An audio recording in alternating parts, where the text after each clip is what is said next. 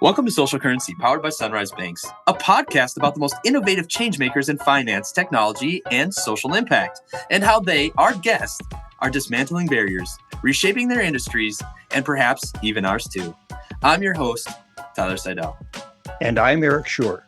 Here, we speak to those driving positive change through social entrepreneurship. From cutting-edge technology to creative grassroots efforts, each episode seeks to reveal the stories behind the revolution that is propelling us toward a world of financial inclusivity. I'm Tyler Seidel. And I'm Eric Schur. And today, we're going to talk about payment processes and secure recipient experiences. Joining us to talk about his role in this area is Tony McGee. Tony is the Senior Director of Financial Institution and Fintech Services, or what they call FinServe, over at Onbe, which offers a digital payment solutions. He has more than 15 years experience in payments and national products and works very closely with teams across the country and nationally to deliver the best results for his clients. He's a thought leader, a football coach, a rugby dad, and frankly, just a good time. Mr. Tony McGee. Tony, thanks for joining us today. Thanks for having me. Tony, Onbe is a client-focused organization. Can you tell me how your clients' thinking around the payment experience for their customers has changed over the past few years, especially since COVID? Yeah, good question. Once again, thanks for having me. Really enjoy the partnership with Sunrise and just enjoy working with you guys. So appreciate the invite. It's a good question. Since if we look at the last 3-4 years, I think the customer, the consumer expectations are rapidly moving toward a digital experience, right? I think the COVID world and the ideas around how do we get more connected via digital solutions, working from our computers, working from our phones, that certainly initiated some more thought processes on how we can do things in a disconnected world. Paper-based solutions, things like that. People weren't going into offices. People weren't, able to just hand things to each other. And all of a sudden, you started to see businesses start to think about, how do I make this more digital? How do I make this more internet-based, right? That was the early things that came, that came around, and then I would say the last 1 to 2 years, somewhere in there, the light bulb has gone off. We're seeing more talk around digital solutions. How do I make the consumer experience stronger? How do I build on top of these mobile devices that are in our hands? How do I get things to consumers in a more instantaneous way?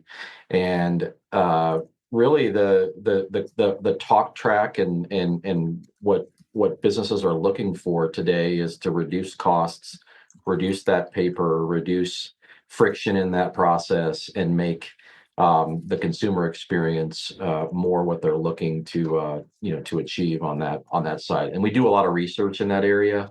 And consumers more than ever are comfortable today with a digital experience, from receipt of payment to spending the money. How is that, Tony, in your experience, how has that changed perhaps from years past? You've mentioned kind of this digitization, your talk track around what folks are looking for. You guys are looking and doing your market research, and you're finding that folks are comfortable with digital payments. Where do you think they're moving from that makes them so excited and comfortable to embrace really the digitization process? Yeah, I think just the saturation of mobile devices in our hands, the evolution of kind of how that's all come together. We're finally at a point now where if you go to really just any merchant, right, any merchant across the country, whether it's a gas station, a large brand, a mom and pop's type store, you hear this interaction with the cash register clerk. They're saying, just tap right here, just tap right here, tap right here, tap right here. And it's like, instead of swiping, it almost feels odd anymore to do any of that. And that has really sort of migrated into the devices that everybody has. You see the Apple Pay stuff, the Google Pay, Samsung Pay stuff is really getting more comfortable, and people are getting more used to it, right? So this concept of doing everything within the device. I mean, Venmo's a verb, right? It's just one of those things where it's like, you've got different payment modalities that are now verbs, and it's like I'm not paying you. I will do some verb, right? And I think we've reached kind of a point where everybody's just comfortable with it, and it feels like I had somebody years ago that I was working in card manufacturing for many years, and we were talking about the fact that this was probably 10 15 years ago, but I was talking to one of our R&D guys, and we were just sort of chatting about you know will cards ever go away. It was during the EMV world time frame when we were switching things over, and took the US forever, right? And what will we do long term? I'll never forget this, this statement. He said it's going to take a generational shift, right? You're going to have to move through generations in order for one group of one generation to drive the next change, right? And I think we're starting to see a digital first, or digital comfortable, or whatever the phrase is, right? A group of people now that are in their 20s, 30s, early 40s, that are very comfortable with these solutions, and it's just speeding up that process, right?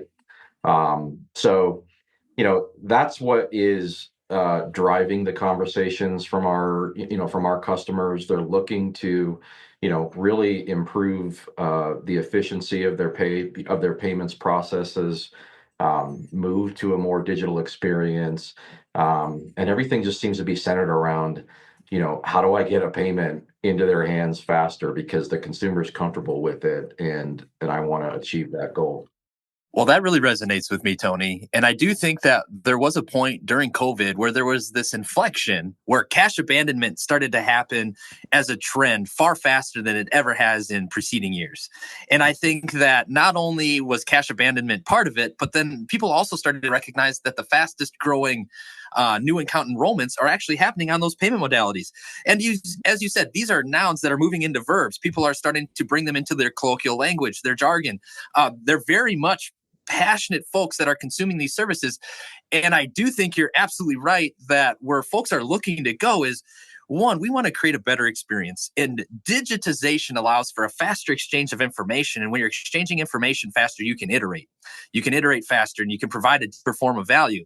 And you can also kind of keep up with your consumer base and where they're looking to move. At the end of the day, and I think that this holds true, and it's an old adage, but it's a good one. When you look at Facebook and you look at Instagram, they both posted pictures online. But there was a point where Instagram was outpacing Facebook because it required less clicks. And it's so profound how Instagram started to capture more market share just because you clicked less in an effort to post a picture. So this very much is following that, where it's always about ease and convenience. Do you find ease and convenience to be at the front of mind on everything that you're doing, kind of on that FinServe side, Tony, if we were to maybe kind of give it an archetype? Yeah, that ease and convenience piece is big. I think consumers today are impatient. There's so many different choices and things that you can take advantage of in our world today. There's if one thing doesn't work efficiently, smoothly, quickly, you name it, it's a consumer may move on to something else pretty easily, right?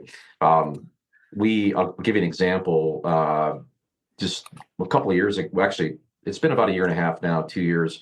Onbe was an early adopter of what we call Send a Wallet, which is really just it's a mobile way to move a virtual card to Apple Pay or Samsung Pay or Google Pay. Okay, we've been doing that for years. Consumers have been taking their card, maybe taking a photo of it, maybe typing the virtual card number in, or what have you. We had a business, one of our largest customers, come to us and say that it's kind of a pain to kind of just flip back and forth between two screens on your phone, and we were like, yeah, I mean, I guess so. You can copy and paste it, you can do these things, but it's like but it was interesting to hear that even something as basic as that was kind of a pain, right? So there wasn't at the time a way to do that from a mobile device. You could do it from an app, right, that was on the phone. So if you had a downloaded app and then you had Apple Pay on your phone, right, there was a connection point there, but not from the web. And that's where most of our consumers end up hitting our services. So long story short, we integrated a service that allows for one-touch provisioning from the mobile, from the mobile web. So I get a virtual card, I press this button. It's no different than what you might see in a mobile app, but you press this button, and using APIs behind the scenes, syncing and doing all the digital things we know and love today. We can provision a card directly to an Apple Wallet or Google Wallet or Samsung Pay seamlessly from the web, and that made them happy. They went and said, wow, that's it. And now we're selling that and saying that's how easy it is to do it.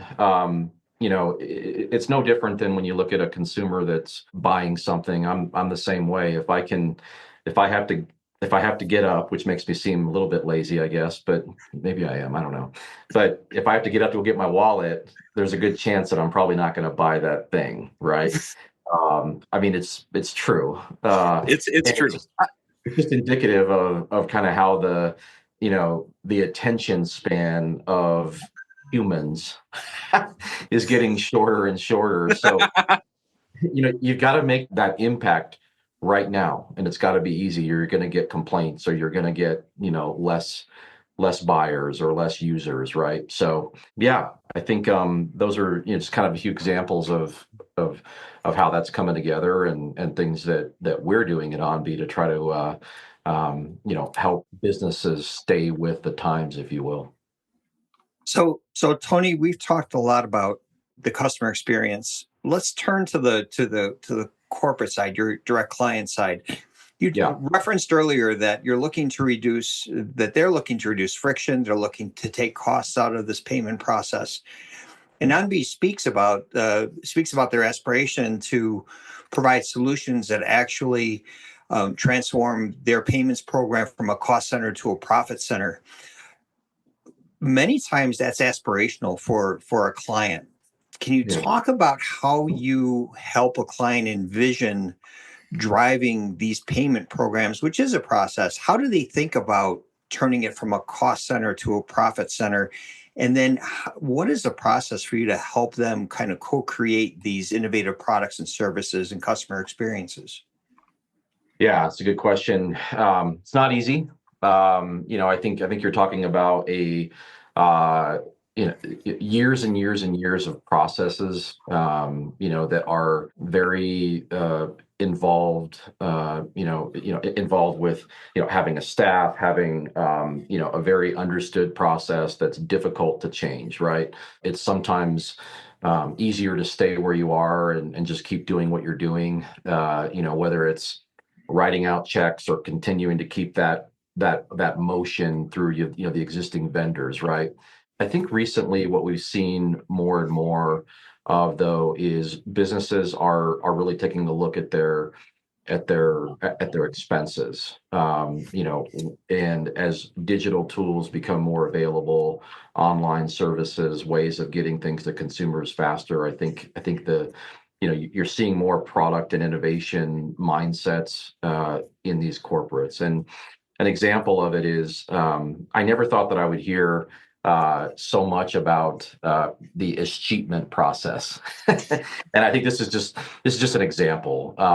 And it's something that we talk about a lot at our business, and it's surprisingly a big attention getter when we talk about the services that we offer, because we take care of a lot of that work for them when we make payments on their behalf. We're getting a lot of inbound traffic from companies that are struggling with maintaining adherence to the various state rules and the processes, getting those letters out, getting that reporting out, staying compliant, right? And it's something we hadn't heard a lot of up until recently, and it's interesting that all of a sudden businesses are focusing more and more on, how do I, well, potentially reduce the number of people I have working on this one service and use technical solutions to disperse and manage that process. And it's an interesting dynamic because they're looking at, how do I reduce my costs, increase value to consumers, and I need partners to do that. It's very challenging to take a business and make that turn. We've even seen, financial institutions, even fintechs. We're partnering with companies that you might think are our competitors, and we're saying, we can help you with this digital communication or this process because we've been doing it, and they are on record saying it's going to take me years to get to this point. And so that build, partner, buy thing is kind of becoming more and more of a topic where, we're co-creating with businesses that, quite frankly, if you'd asked me the day prior, would have been considered a competitor of ours, right? So it's enabling us to have more conversations, that technical and dialogue, and it's allowing them to keep up with the consumers. They have to partner. They have to partner because I can't get there fast enough in today's world. So, from what I'm hearing you say, there's when you're talking to clients about the payment process, many Yeah. clients are thinking about the throughput, and you're talking about the fact that okay, so we can deliver faster payments, more accurate payments. We believe we can do it as cheaply, if not more cheaply. However, really to think about it more holistically, we need to think about the exceptions and let's call it the cleanup, whether it's reclamations or escheatment, and think about the effort that companies by themselves put into those processes. And you're expanding this conversation from the transaction itself to the entire client experience. And when I talk about client, I mean the business experience. You've got to clean up whatever is left over that doesn't pass muster the first time. You've got to clean that up. And it sounds as though you are expanding your services to take care of those exceptions. Is that a true statement? Yeah, absolutely. I think it's one thing to say, how do I turn into a profit center? I mean, sometimes it is. Sometimes there's opportunities to generate revenue from a new payments process. But a lot of times it's about just reducing the costs and the friction associated with it. We have these, we have slides and slideware and factoids and all that good stuff here, based on research we've done, that say that a check, right? Something as basic as a piece of paper going in the mail, can cost a business anywhere between $8 and $12 all in, right? And that might seem like it's way off base, but when we have conversations with our existing customers, with prospects, anybody really, that have experience with it, they actually validate those numbers. They really do say, between the piece of paper going in the envelope, going in the mail, having somebody do the act of actually making that happen, lost checks, replacing them, answering questions about it, and then I call it the end of life experience, the escheatment process. What do you do with it when the check dies? And it's I try to make some of this a little bit exciting, because I'm like, Yeah, okay, I mean, when you were saying end of life experience, Tony, I was on the edge of my seat seeing where it would go, but you pulled it together very well. when the Very check well. dies. Yeah, and honestly, it's like, well, every state's got a different rule. There's still work to be done. And when you really sort of put all that together, between the humans that are making that go, and all the things that go around it, $8 to $12 isn't that unreasonable. And I've talked to people that have quoted numbers higher than that. So if I can remove that process alone, and move you to a digital experience, you partner with me, I'm going to take care of the payment. I'm going to deal with what to do with that payment at the end of life.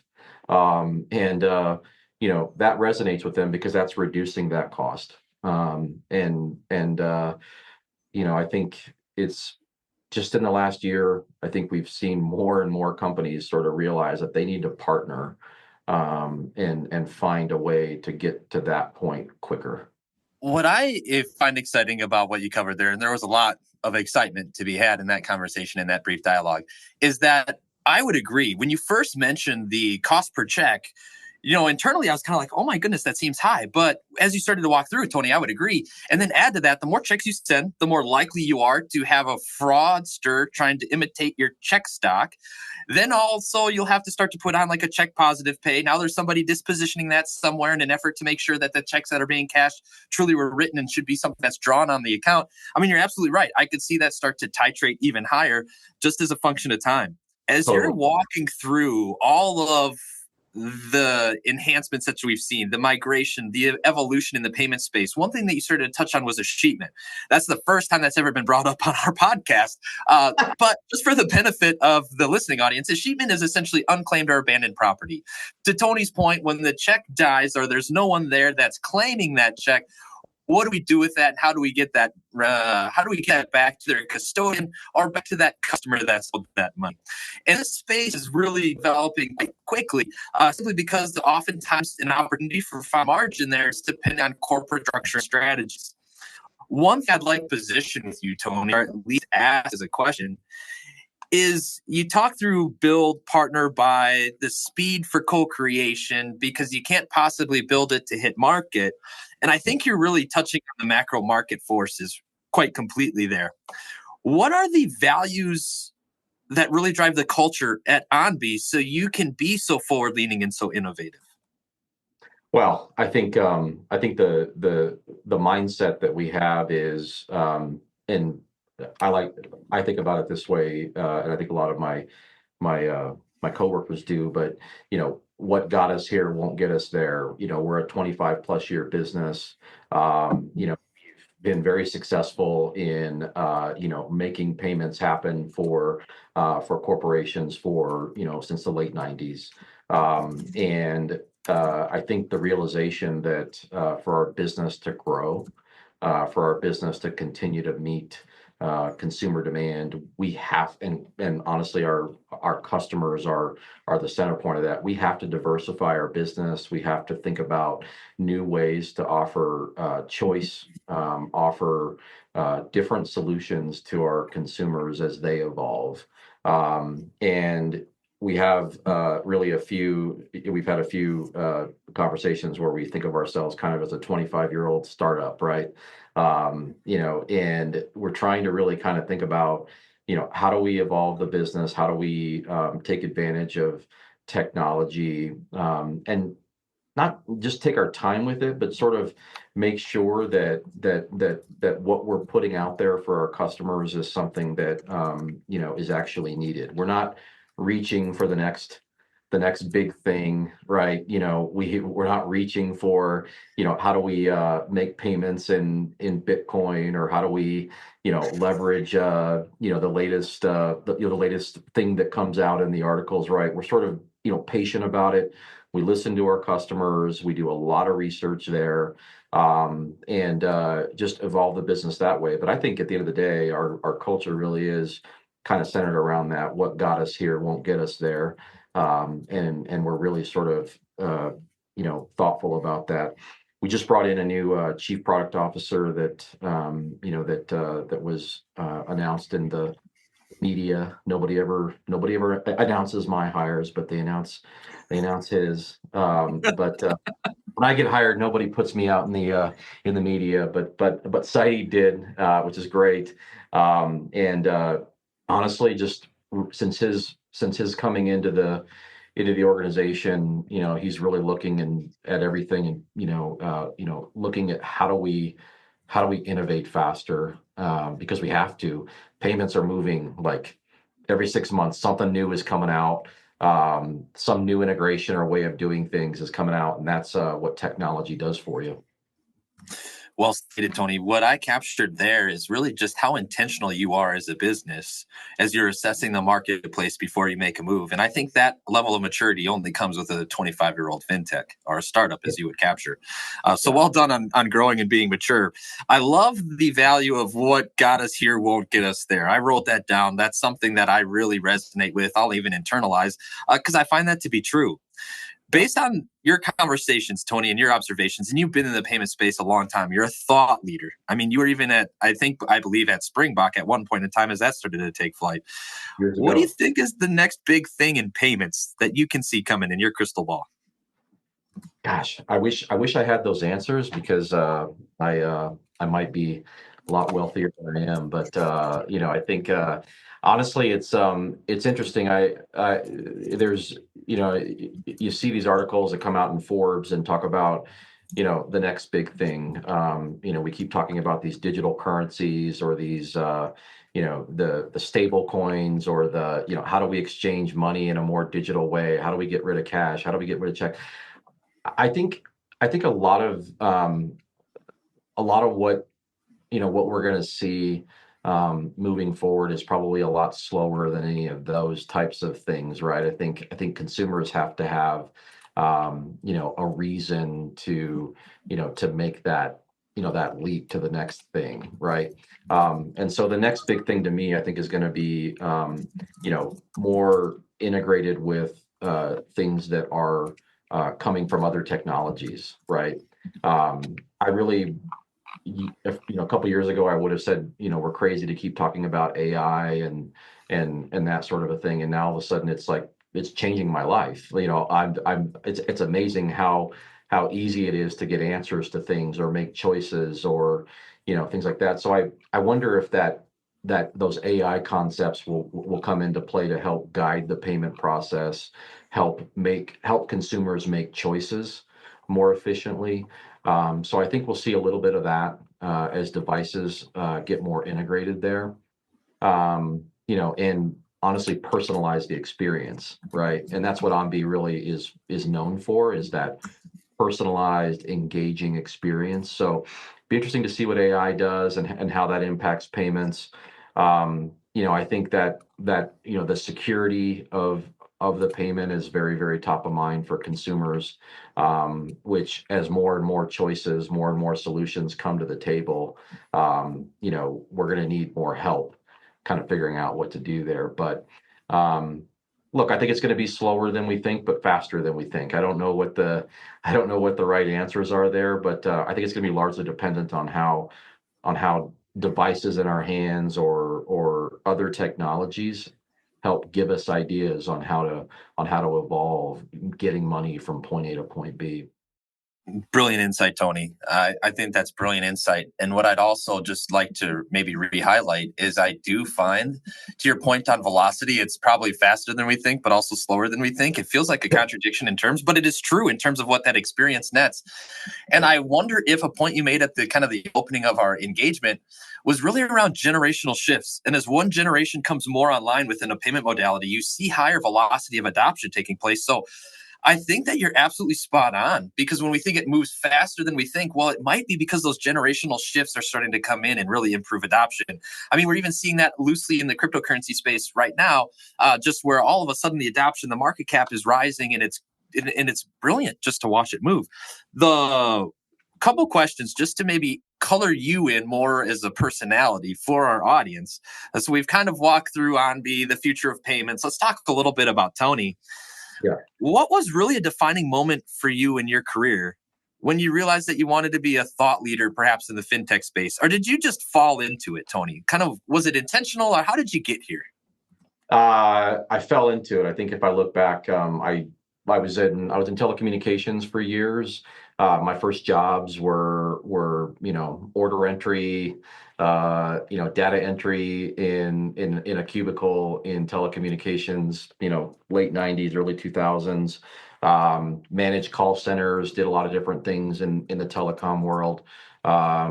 Interesting industry, but pretty challenging. A lot of changes, a lot of acquisitions, a lot of stuff going on there. A friend of mine worked at Springbok, the infamous Springbok back in the days, during the the Springbok, I always say, back when fintech was just starting to get really invested in. We weren't calling it fintech then. It was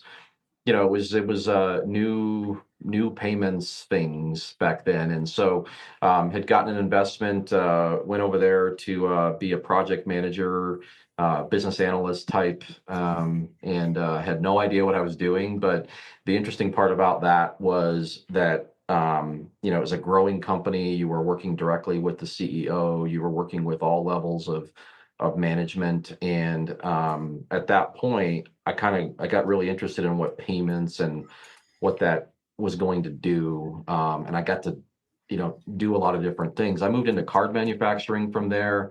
Was working with the largest banks in the world, to produce their collateral and their plastics and everything that's in their the stuff that's in our wallets every day. So I got to see how that works. Got to work in a startup processing solution where we built a processor. Honestly, what's kept me engaged is the fact that the industry feels like it's recession proof, if that makes sense. There's always something that's going to the payments world is something that's always going to be there. It's always going to be evolving, and I think an example of that, I was in the card manufacturing world in 2013, 2014, when we were starting to evolve to EMB in the US. And I was really enamored by that process, that change. I was an early adopter of the educational tools that were in our industry. I was participating in getting my certifications around chip manufacturing and how the code worked behind that. And I started educating people. I was going to conferences and teaching about EMV. I was teaching about how the construct of the card comes together. And from that point, I just got more and more involved in how things work. And I think it's an amazing industry because we just keep evolving and it keeps changing, right? It doesn't stay the same. So yeah, a lot of good friends, a lot of good progress over the years, and here I am enjoying it. So I don't see myself ever changing that. I just went to a conference, and I thought I posted on LinkedIn. Just went to a conference that was put on by the University of Utah, and the University of Utah actually has a degree in financial technology, or at least a program in financial technology that allows students at the University of Utah to get a certificate in financial technology. Can you believe that? I That's mean, amazing. That's how far yeah, the space has come. I mean, to your right. point, we So, never called it fintech. It was maybe prepaid, stored value. Or in your point, it was the Wild West. We're sending money wow. places. Yeah, You we know, just and said, it's yeah, yeah. yeah, it matured quite a bit now to being a collegiate course of study. Blows minds. It Collegiate, absolutely does. right. Yeah. So, Tony, I think the top of mind question for everybody that's probably listened through the introduction, knowing that you're a football coach and knowing that you work in fintech or payments, which role's more difficult? that is a good question. I help coach a football with my best friend growing up, and we've sort of his my daughter is in college. I have just the one daughter. He's got now a 11-year-old, 10-year-old that's been playing football, and he coaches the team. And he asked me to join a few years ago, and I did. I was reluctant because I wasn't sure what I was doing. I played football. I liked the game. I enjoy watching it, but I wasn't sure how I would do with 8, 9-year-olds, and how to keep them in line. And honestly, it's taught me a lot about how to communicate, and how to teach, and how to be a little bit more patient. You wouldn't think that it would, but I've sort of that's a difficult task. But if you build your patience, you build your communication skills. It can have a lot of parallels to things you do at work, right? Just explaining something, right?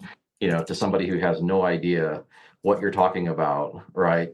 How do you explain making a block, or going this direction, or what have you, when they have no idea what you're talking about? You got to rework how that flows.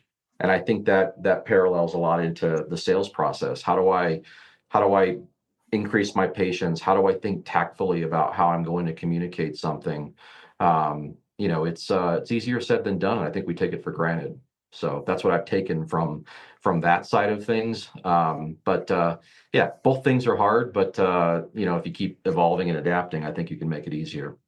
So Tony, we talked a lot today about work, and clearly you're passionate. You're enamored with the payment space. You're passionate about it. It shines through. You've talked a little bit about coaching. Is there what other passions do you have? What drives you outside of the working hours? Well, I definitely don't have a lot of good stories outside of working hours. I'm a pretty boring guy at the end of the day, but I do enjoy going to the gym. I've got a lot of good friends there that I interact with, I learn from. Gets me out of the house. I work from home, travel a little bit here and there, but getting out and just being in the community. I don't leave a 2-mile radius very often around my house, but so I enjoy that. I like being outdoors. I live in the Denver area. It's a very outdoorsy state, and so I try to take advantage of a lot of that stuff. My daughter is in college now. She goes to University of Wyoming, right behind me. She plays rugby, is a wonderful student, and enjoy supporting her wherever I can there. I love to keep an immaculate lawn. That's very important to me. So I'm that guy. I'm that guy that everybody kind of they drive by and they say, "How do you do that?" And I go, "Just water and fertilizer, a little bit of care." So you're that guy. Okay. I'm that guy, yeah. So maybe a lot of people look bad, but I'm that guy that you're going to see outside, kind of just maybe looking at blades of grass every once in a while and kind of wondering how I can make this greener. But yeah, I think I'm definitely not going to be out there jumping from planes or doing things like that. But yeah, so pretty basic. Fantastic. I'll have to put away my spray can of John Deere Green and come talk to you about my lawn. Tony, thanks. Thank you so much. We've really enjoyed our conversation today, and we appreciate your time joining us today on Social Currency. Yeah, thanks so much for having me. I really appreciate this, and thanks for everything you guys do for Onbe. Appreciate it. We appreciate everything Onbe does for Sunrise. Thank you. Pleasure. And that engaging dialogue was powered by Sunrise Banks, member FDIC, equal housing lender. Thanks for listening to the Social Currency Podcast by Sunrise Banks. If you've enjoyed this episode and you'd like to help support the podcast, click like and subscribe anywhere you get your podcast content. We'll see you soon.